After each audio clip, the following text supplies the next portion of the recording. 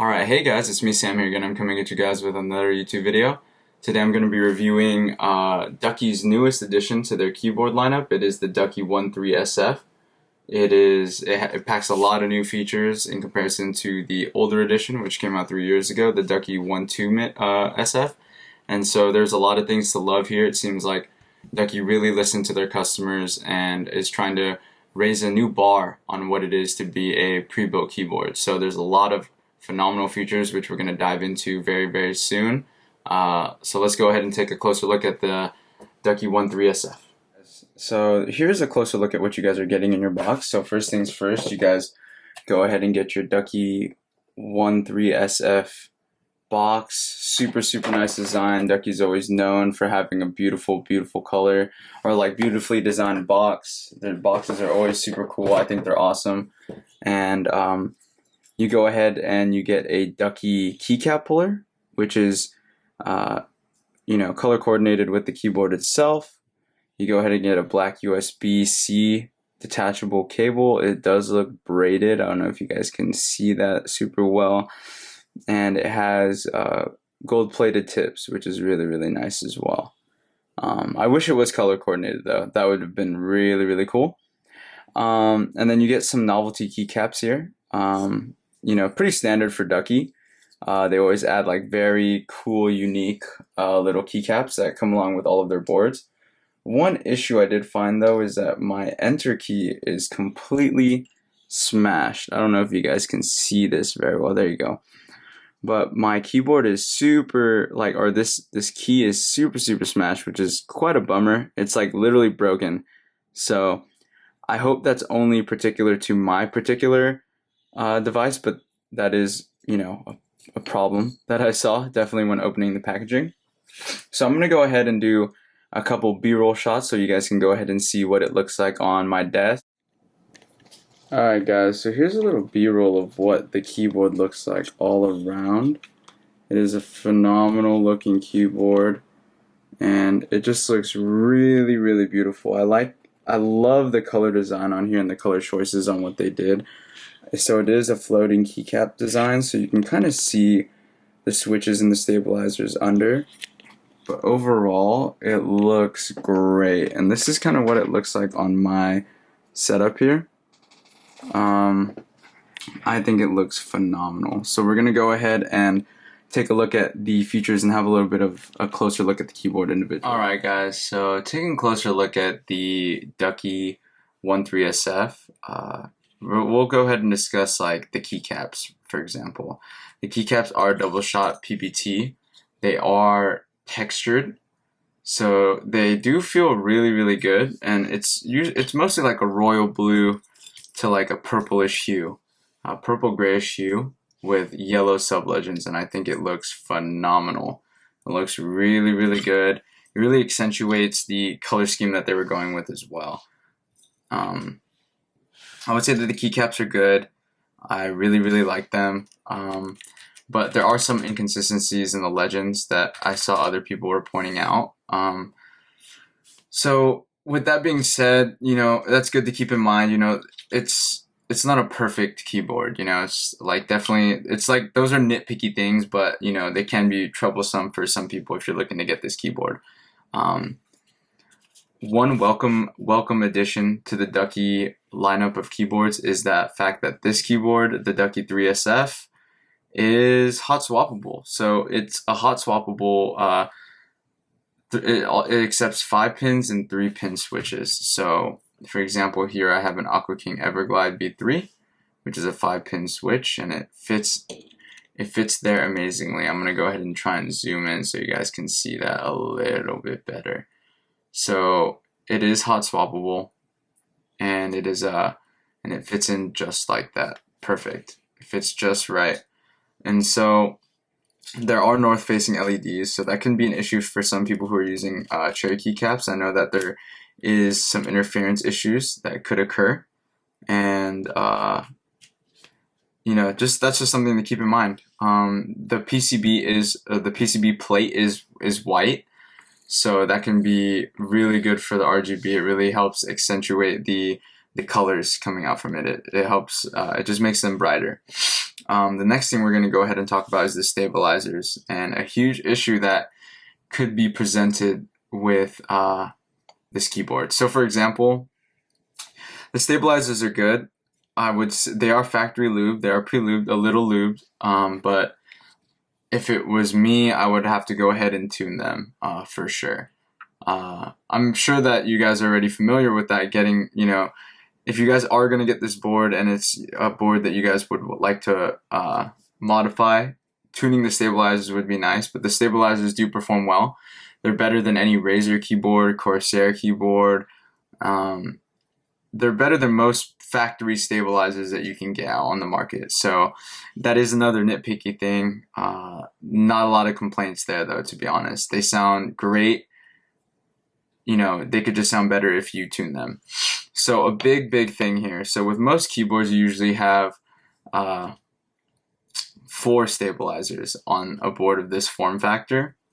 And usually with this right shift key, this small right shift key here, usually it is a standalone, and it usually doesn't have stabilizers on it, which is quite interesting that Ducky went ahead and put stabilizers here. I don't know why, but essentially, if you guys are trying to put on any different types of keycap sets on here, make sure that you are, because I know most keycap sets, for example, this is gonna, if it doesn't have these 3 prongs here, it's not gonna fit onto the board.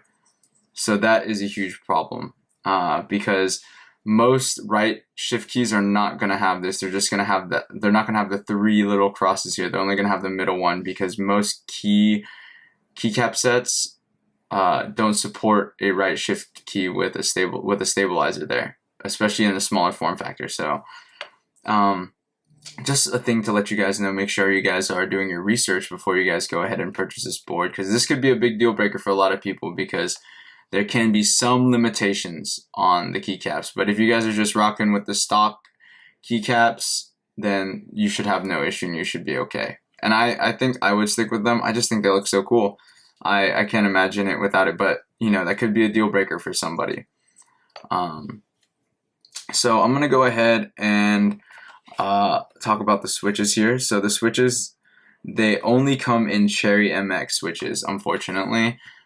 So you can only get Cherry MX. I think you can get it in reds, browns, blacks, clears, the silvers, which are these are the speed silvers, and blues, if I'm not mistaken.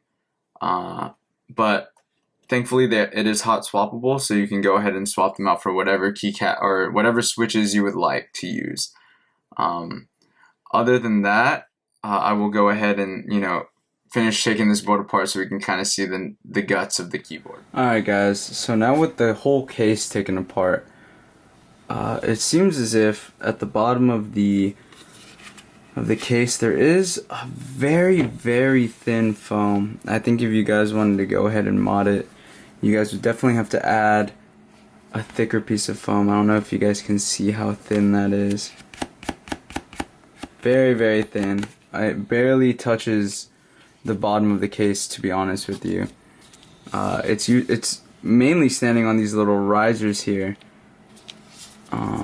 Yeah, it barely touches the case. I don't know if you guys can see that, but there's like a little divot in the risers. One thing that is amazing though is that they added a silicone PCB and plate foam, which is really nice. This is super thick. I would not even go ahead and replace that, to be honest with you. That's how good that is. Oh wow, that's phenomenal. And then, so that's pretty much like the nuts and bolts of what's inside of it. It's pretty simple actually. Taking it apart was not as bad as taking apart my GMK Pro. That thing has like a million screws. So you have your little risers right here as well. So I'm going to go ahead and put the case back together so that you guys can kind of see, so we can go ahead and talk about our final thoughts. But honestly, if I was modding this keyboard, I would leave this in.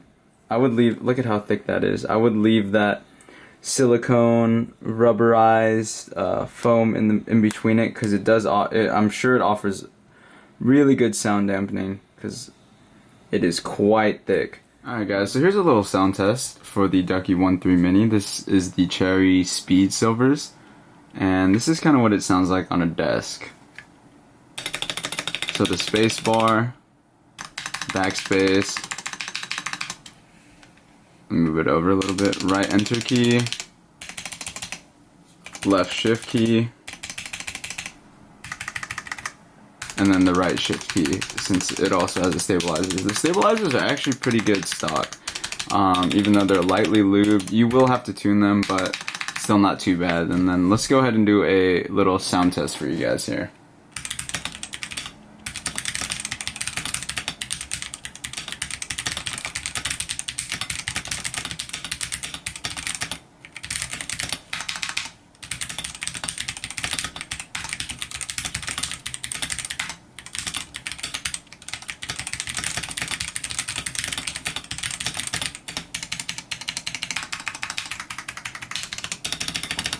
So that's kind of like a little layout of what it kind of sounds like, and let's go ahead and hop up to the final thoughts on this product. Alright, hey guys, so this is my final thoughts on the Ducky One 3 SF. I think the Ducky One 3 SF is a phenomenal keyboard for $156. You can't really go wrong. That's how much I got it on Amazon here. It's a 65%. It comes with the PBT caps, which aren't too bad. They're actually quite nice. They're just not the best. You know, you can probably find some better PBT keycaps out there, but they're pretty nice. I love that it's a 65%. These are the things I love. The arrow keys are essential for me. I would say that I love the colorway. I think the colorway is awesome. This like blue, purplish, yellow type beat is like super nice. I think it accents like, you know, anybody's setup really. It's definitely a statement piece for sure. And it is a Ducky keyboard too, so you know, it's built pretty well. I would say that it's a reliable keyboard. One thing that, you know, that other people could dislike is that, you know, there is no onboarding software, which is super important. For me anyways, I don't mind downloading the extra like software, so that's like, I like it actually because it helps me, you know, access all the key features I need straight on my PC. So it's 65%. It comes with in-house dampening, like a thick silicone in between the PCB and the plate, which is really nice. You usually have to do that on your own, but they've provided it here for you. They also have like a thin layer of dampening foam. I would say that's like probably part of the negatives list. It's very thin. It literally sits on the back of the plate and the risers. So I would say, yeah. One thing I also don't like is that it's plastic, you know, like an aluminum keyboard is essential for me. I like the weight, I like the way it feels, but if you wanted to go ahead and mod this keyboard, I would say go for it. But I would say that this is catered more towards the plug and play experience. People looking for that type of experience where you can kind of just plug it in, sounds good out of the box, and you kind of just want to get going and start playing your games or doing whatever, you know. So I would say that this keyboard is good for that. If you're looking to customize a keyboard, I would you know, recommend coming away from this. I'm sure it would sound great even if you did customize it. And the only issue is that the keyboard and the mods and all of that would probably come out to the price of like a decent entry-level custom keyboard. So, because this is already like $140, $150 from where I got it. So it's like $30 more you throw on and you get a GMM Kit Pro. So it's like, you know, you weigh it out there. But I think if you're looking for strictly plug and play without doing any mods, that doesn't matter to you, different switches, anything like that, I would say the Ducky One 3 SF is a phenomenal board. And it still is a phenomenal board. It's just, if you're looking to go ahead and customize it and do different things, it's not going to be worth your time, in my opinion, or your money. Time, it shouldn't be too bad because it was pretty easy to open. I actually opened it up in like 10 minutes. But let me know if you guys have this keyboard and what you guys think about it in the comments. I think it's great for the plug and play experience, but for people that are looking to customize, I would stray away. So hopefully I'll go ahead and catch you guys in the next video. I have a couple ideas and products that I have coming in, so hopefully we can go ahead and look at those together. Okay, alright, see you guys. Peace.